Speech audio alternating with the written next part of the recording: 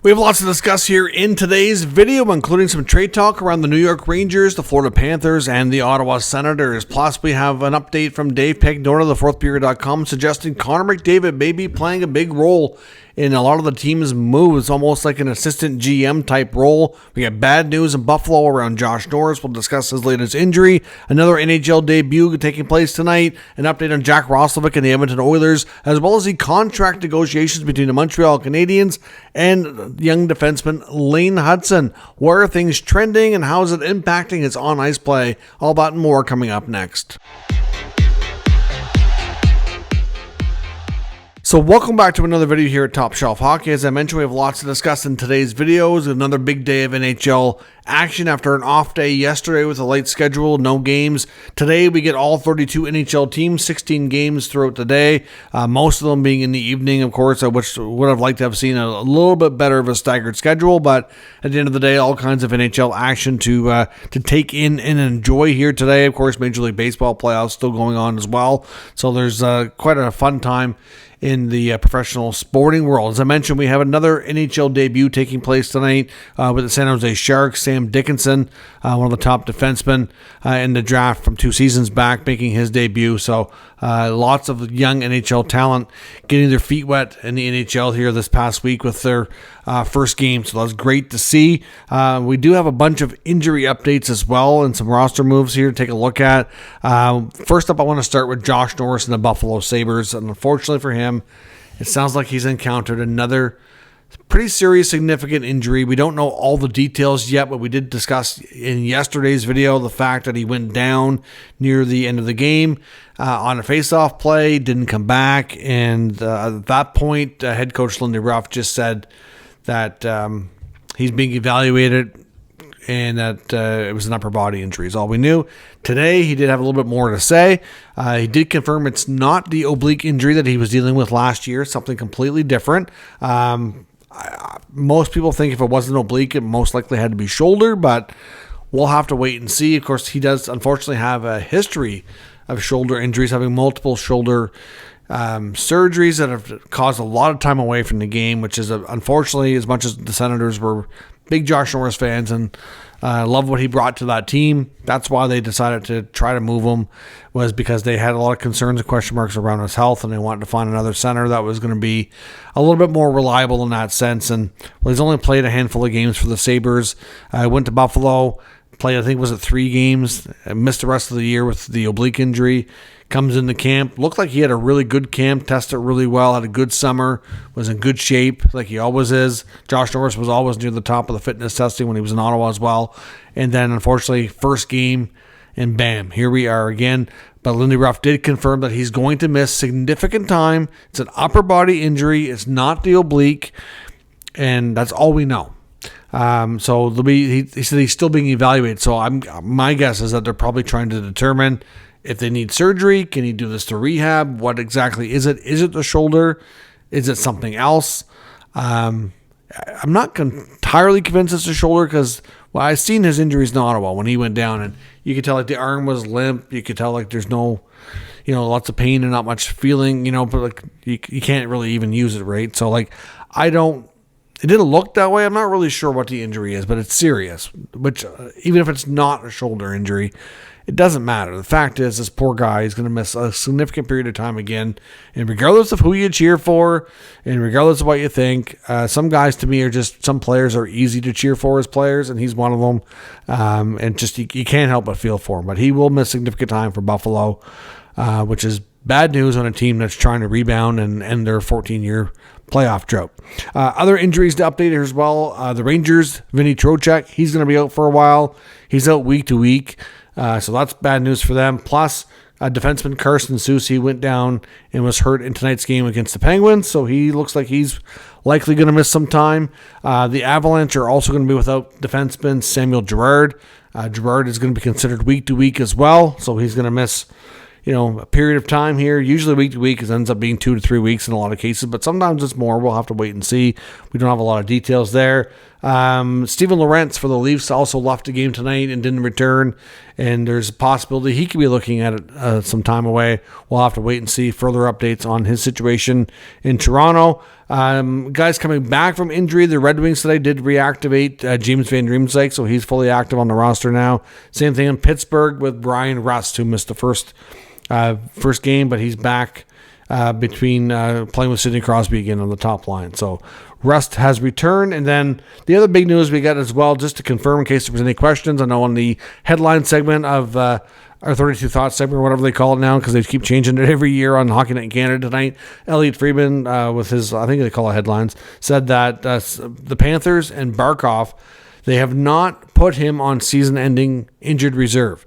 So obviously at some point they might have to do that if they decide that he can't come back and that they want to take the chance. But for right now, they're just getting regular cap relief, which is league average salary. He's not on season-ending LTIR where they can get the full salary cap relief.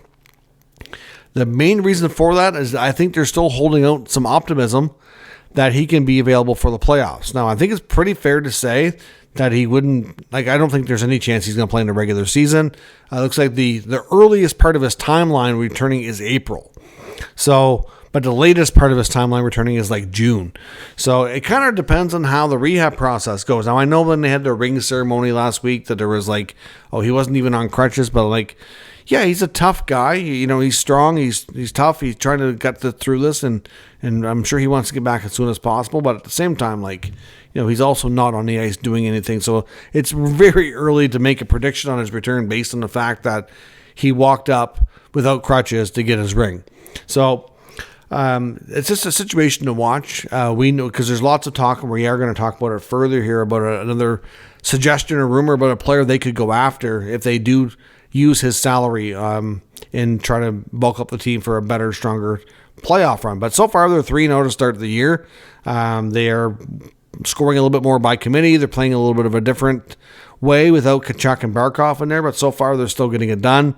They did lose Dmitry Kulikov as well. He is going to be out for an extended time, so another defenseman that's going to be out a while. He's dealing with a wrist issue, and it is possible he may need surgery. Paul Maurice said that they're still evaluating that possibility, so it could be either way. It sounds like it's going to be a reasonably lengthy absence. It's probably more of a mid to long-term type thing, probably longer if he does need the surgery, but he is going to be out an extended time too. So again, their roster is a little bit more depleted yet again. So we'll see how long they can keep up the hot start, but they definitely have their work cut out for them with some top players missing. But if we do hear later into the season that they're going to put him on season-ending LTIR, of course they'll have more options. And we're going to talk about one of those coming up. Jack Roslovic, we know, signed with the Oilers, but there was reports today that he actually had a way better offer from the Oilers early in free agency that he chose not to take. Now, we do know as well that Roslovic ended up changing agents, and I'm guessing this is probably why.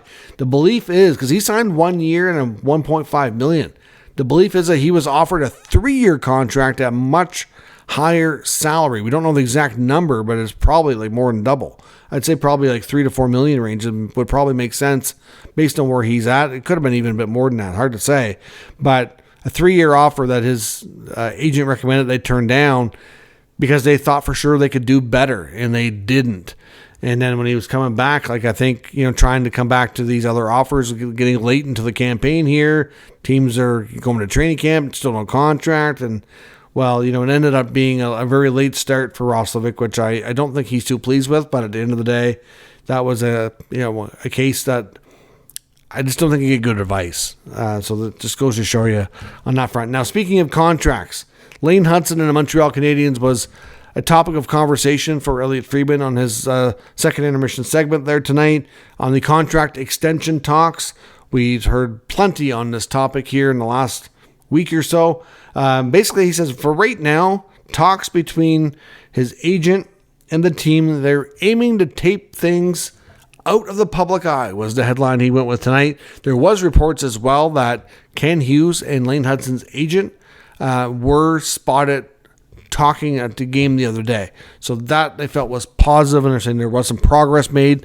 Nothing appears to be imminent right now, but Elliot was saying that their plan here is they're trying not to make sure that nothing else gets leaked out, that they want to get rid of the talks out of the public eye, because I felt like it was impacting Lane Hutson's I guess, impacting more like his ability to play and not be distracted. So basically, they kind of want to try to quiet things down, get this more talked about behind the scenes without things leaking out, and figure this out. We know Lane wants to be there, so there's no issues or questions there. It's just a matter of, can they agree on a new contract? Lots of desire on both sides to make it work, but that's just it, right? So like we had heard that things got quite emotional and kind of ramped up, high emotion, which kind of got things to the point where they had to shut things down and put things on pause, but they have started back up. They are still seem to be talking. Elliott said as far as he knows, talks are still ongoing and they're trying. So don't be surprised if we maybe get a little bit less information leaked out on that topic. Now, speaking of topics like that, interesting ones that are not necessarily related to a rumor, Dave Pagnotta on the DFO Rundown was talking about Connor McDavid and how basically he says, this is not an exact quote, but essentially behind the scenes, McDavid throughout the offseason especially was kind of quietly taking on a role that was what you kind of would say similar to an assistant general manager, that he was very much involved with player personnel, if you will, in that they feel that they have a strong nucleus, but they want to add, they know they want to add more, that they have a few holes they want to try to fill to be as strong as possible contender, and that McDavid, over the course of the offseason, was quietly kind of fishing around to see what options might be available to the Oilers down the road. So like I don't know if he's trying to recruit players or kind of what he was kind of hinting at there, but I know a lot of people have kind of alluded to the fact before that they wondered just how much of an influence Connor McDavid would have, and that this negotiation might have kind of changed the tables a little bit, where they might want to involve him more because they definitely don't want to lose him. And obviously, it's not really a case like they need to run every single thing by him and get his approval, because he, at the end of the day, is just a player, but he's a very influential player that they want to keep a long time. He's considered the best player in the game. I don't see anything wrong with why a team like that wouldn't run some things by him to see what he thinks. But yeah, so if you didn't think there was any truth to McDavid kind of being a little bit more involved, and not saying he's trying to be bossy or get his way or anything like that, but he wants to win at all costs.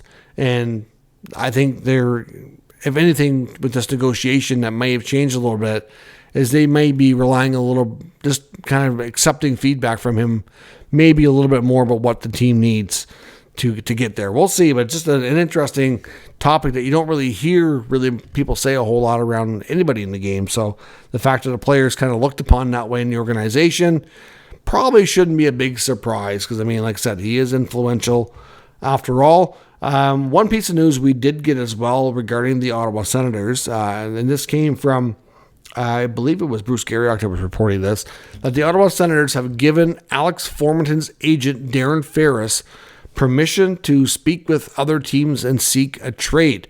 The Ottawa Senators have confirmed that they will not be re-signing and bringing back Alex Formenton, who's been out of the league now for a few years. Of course, we know that Alex Formenton was one of the 5 players from the 2018 Canadian World Junior Club that faced charges and went to trial, and were recently acquitted of those charges and are now allowed to make a return to the NHL.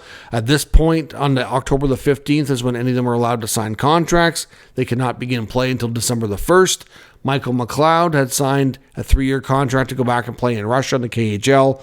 Alex Formenton's currently playing on a short contract in Switzerland, which only takes him to Christmas. And then essentially, I think if he can get a contract, it sounds like he'd like to play in the NHL in the second half of the year. Now, I don't know that there's going to be interest or not. It's kind of hard to say.